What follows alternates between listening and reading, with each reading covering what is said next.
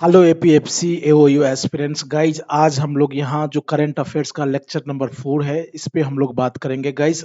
Very important एक information ये है, जो जो भी करंट अफेयर्स का जो हम लोग अभी लेक्चर ले रहे हैं, राइट, वो एक प्लेलिस्ट होगा guys. Current affairs EPFO current affairs, इस नाम से आप चैनल को थोड़ा एक्सप्लोर करें और वहाँ से सारा जितना भी करंट अफेयर्स आपको मिल जाएगा।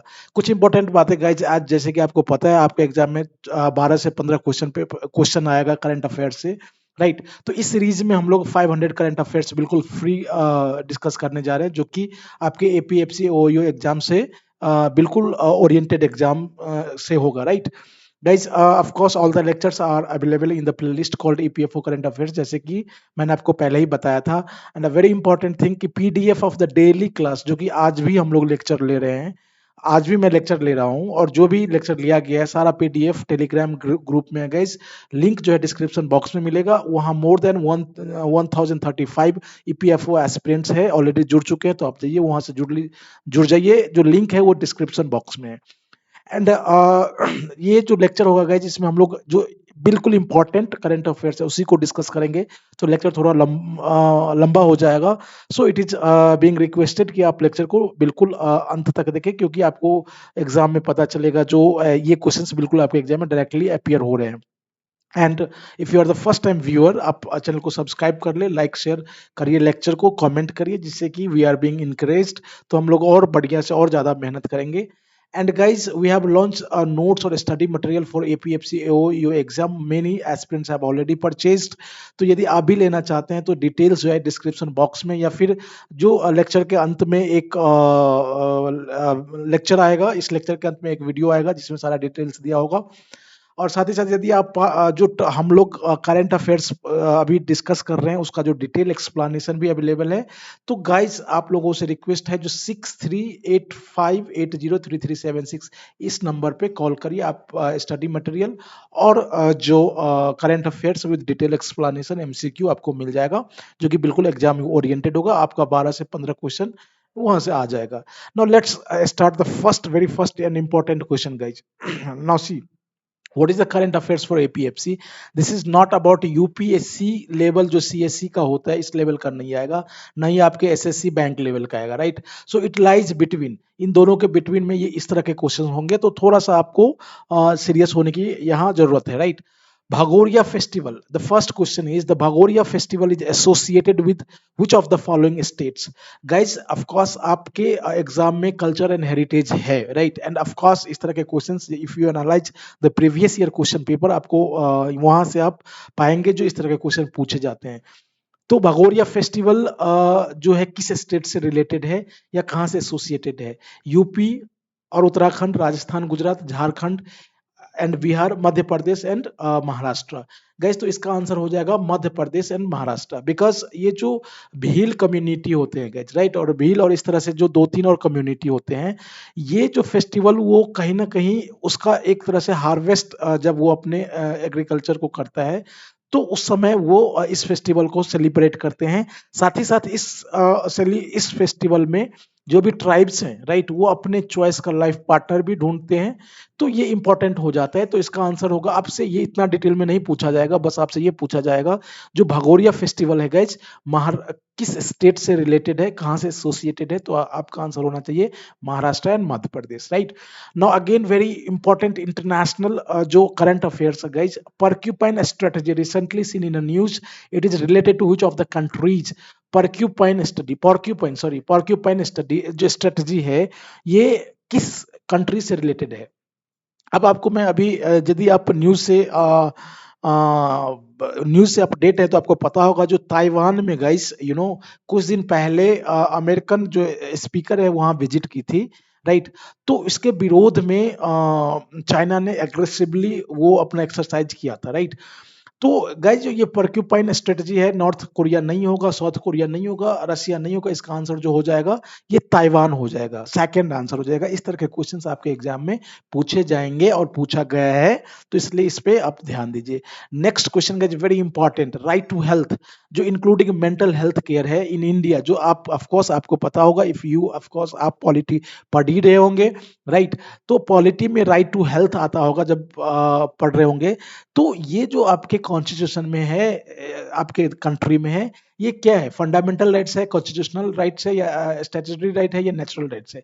तो गाइज यदि आप आर्टिकल 21 देखते हैं, आर्टिकल 21, तो राइट टू हेल्थ जिसमें इंक्लूडिंग मेंटल हेल्थ है, ये आपका फंडामेंटल राइट्स आर्टिकल 21 में आ जाता है। इसका आंसर हो जाएगा A, fundamental rights. Next guys, NCORD and Nidan, NIDDAN, narco coordination होगा इसका फुल फॉर्म का। ये दोनों पोर्टल लॉन्च किया गया है, and why we have taken this this questions, because कहीं ना कहीं ये जो है गाइज सोसाइटी से रिलेटेड है, and this is a very big problem, जो कि जिसको निदान करने के लिए, जिसकी समस्याओं को दूर करने के लिए पोर्टल लॉन्च किया गया है, जो कि होम मिनिस्ट्री के द्वारा लॉन्च किया गया है गाइज। यदि आपसे पूछे जो NCORD NIDAN किस मिनिस्ट्री ने लॉन्च किया है और उसका ऑब्जेक्टिव क्या था, तो ऑफकोर्स ऑब्जेक्टिव हम लोग डिस्कस करेंगे, लेकिन ये होम मिनिस्ट्री ने लॉन्च किया है। क्या ये रूरल डेवलपमेंट के लिए नहीं, ट्रैफिक नहीं, वेस्ट नहीं, ड्रग फ्री इंडिया के लिए है गाइज,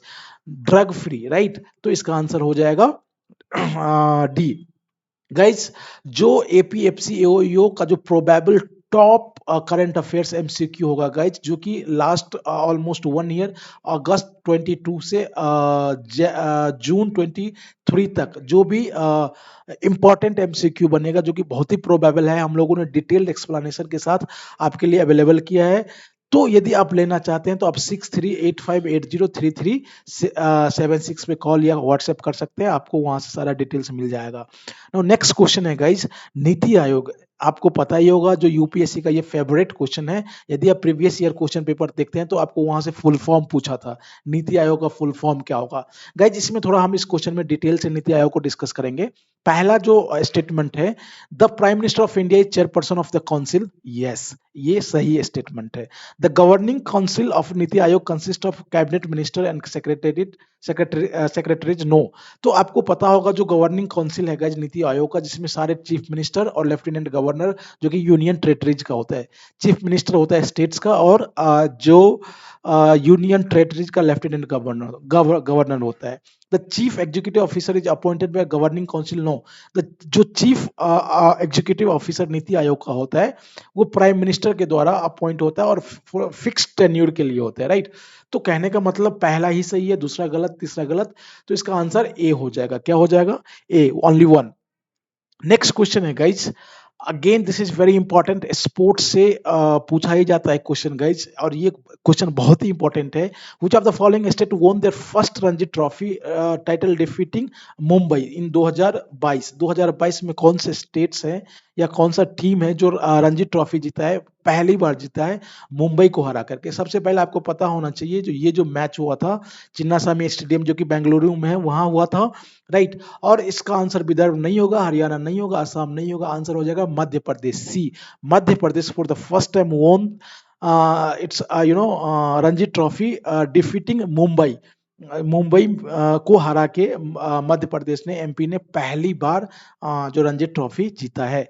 नेक्स्ट क्वेश्चन है again this is very very important, जो यूरेनियम इंडिया ने अभी डिस्कवर किया कौन से स्टेट में, क्योंकि इंडिया जो अपना न्यूक्लियर प्रोग्राम को एक्सटेंसिवली एनकरेज करना चाहता है, तो यूरेनियम की खोज हुई है। आपको पता होना चाहिए किस स्टेट में हुआ है, क्या ये उड़ीसा में हुआ है? नहीं। झारखंड में हुआ है? नहीं। मध्य प्रदेश में हुआ है? नहीं। राजस्थान के सीकर डिस्ट्रिक्ट है गाइज, राइट।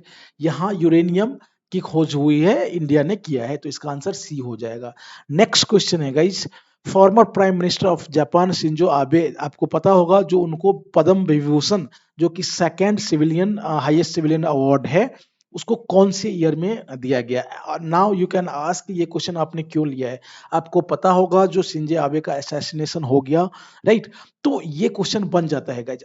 अब सबसे पहले मैं आपको ईयर बताने से पहले ये बताऊं, जो इसको क्यों दिया गया है, तो इसका जो कंट्रीब्यूशन है गाइज पब्लिक अफेयर में बहुत ही ज़्यादा है। और इसी सब्जेक्ट को लेकर के शिंजो आबे जो former prime minister of Japan है, जिसका असैसिनेशन हो गया है, जिसको पद्म विभूषण दिया गया है, तो 2018 में नहीं, 2019 में नहीं, 2020 में नहीं, 2021 में दिया गया है। इसका आंसर हो जाएगा। तो ये क्वेश्चन को आप थोड़ा ध्यान से देख लें, ये बहुत ही प्रोबेबल क्वेश्चन है। नेक्स्ट क्वेश्चन है guys, India has been elected to the inter governmental committee of UNESCO 2003 convention for safeguarding of intangible culture, ICH intangible cultural heritage for the period. तो गाइज इसका आंसर जो हो जाएगा, किस period के लिए इंडिया को इसका जो कमिटी, इंटर गवर्नमेंटल कमिटी चुना गया है, तो इसका आंसर 2022 से 2026 हो जाएगा। 9 का C, if am I right, yes 9 का सी होगा गाइज, राइट। तो 2022 से 2026 के लिए चुना गया है। Now it is again a very important, आपको रिपोर्ट्स एंड इंडेक्सेस आपको तो करना ही करना है गाइज। अभी हाल फिलहाल ही में वर्ल्ड फ्रीडम इंडेक्स आया है 2023 का, जिसको रिटर्स जिसको जिसमें टोटल जो है 180 कंट्रीज को लिया गया है, जिसमें इंडिया का रैंक बहुत ही खराब उन्होंने दिया है। Although Indian government do not accept ये जो रैंक है। तो क्या रैंक है आउट ऑफ 180, जो कि नॉर्वे जिसमें पहला आया है गाइज, फर्स्ट आया है। इंडिया का क्या रैंक है, 163 नहीं, 133 नहीं, 152 नहीं, इसका जो है 161, डी आंसर हो जाएगा गाइज। तो इस तरह के इंडेक्स को आप याद करें, और ये बहुत ही इंपॉर्टेंट है। अगेन आई विल टेल कि if you want APFC AOU study material, या तो आप पैकेज ले सकते हैं या इंडिविजुअल नोट्स ले सकते हैं, तो आप इस पे कॉल करें 6385803376। प्रोबेबल करंट अफेयर्स MCQ जो कि APFC AOU के लिए लेना चाहते हैं, तो आप इसी नंबर पे संपर्क करें। Guys, hope you liked this lecture. आप उसको जरूर लाइक करें, कमेंट करें, शेयर करें, and see you in the next lecture. Thanks for watching. Hope आप अपनी तैयारी को बहुत ही जोर शोर से कर रहे होंगे। Thank you, all the best.